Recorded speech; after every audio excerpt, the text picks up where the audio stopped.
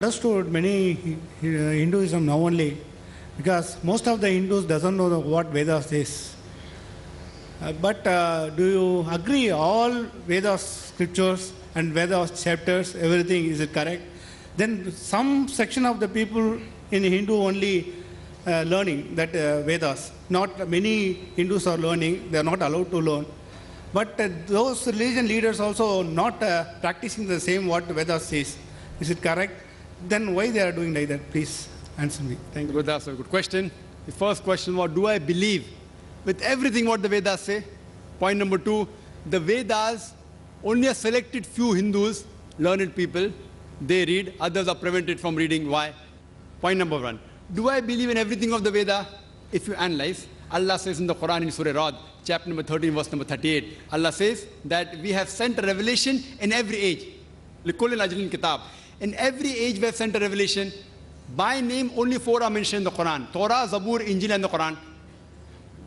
The Quran is the last and final revelation of Allah subhanahu wa ta'ala, which was revealed to the last and final messenger, Prophet Muhammad sallallahu alaihi wasallam. Now, the person who asked me in Bombay also, that can I consider Veda to be the word of God? Do I consider Veda totally to be correct?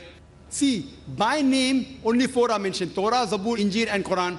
But there were many books revealed by Allah subhanahu wa ta'ala. Now regarding Veda, can I consider the word of God? Since Veda is not mentioned by name in the Quran or in any authentic hadith, I cannot say for sure that it is the word of God. I can say maybe it is, maybe not. But even if Veda was the word of God, it was meant for those people and for that time.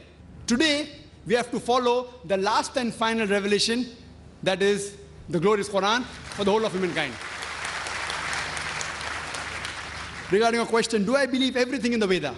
Allah says in the Quran in Surah Baqarah, chapter number 2, verse number 79, فَوَيْلٌ لِلَّذِينَ يَكْتُبُونَ الْكِتَابَ بِأَيْدِيهِمْ ثُمَّ يَقُولُونَ هَذَا مِنْ عِنْدِ اللَّهِ لِيَشْتَرُوا بِهِ ثَمَنًا قَلِيلًا فَوَيْلٌ لَهُم مِّمَّا كَتَبَتْ أَيْدِيهِمْ وَوَيْلٌ لَهُم مِّمَّا يَكْسِبُونَ.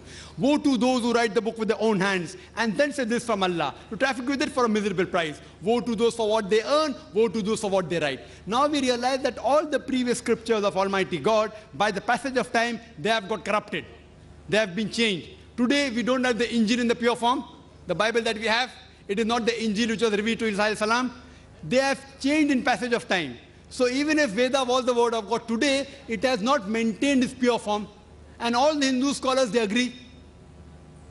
So, Allah says in Surah Hijr, chapter 15, verse number 9, that we have revealed the Quran and we shall guide from corruption. Quran is also called as the Furqan, the criteria to judge right from wrong. So what I say, that whatever is matching with the Quran in the Vedas, I accept it to be true. What doesn't match, I leave it aside.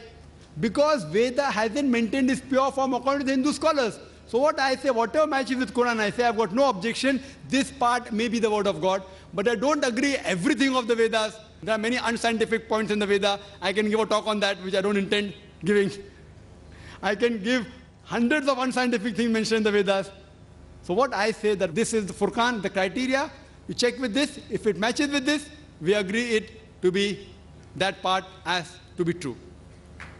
Hope that answers the question.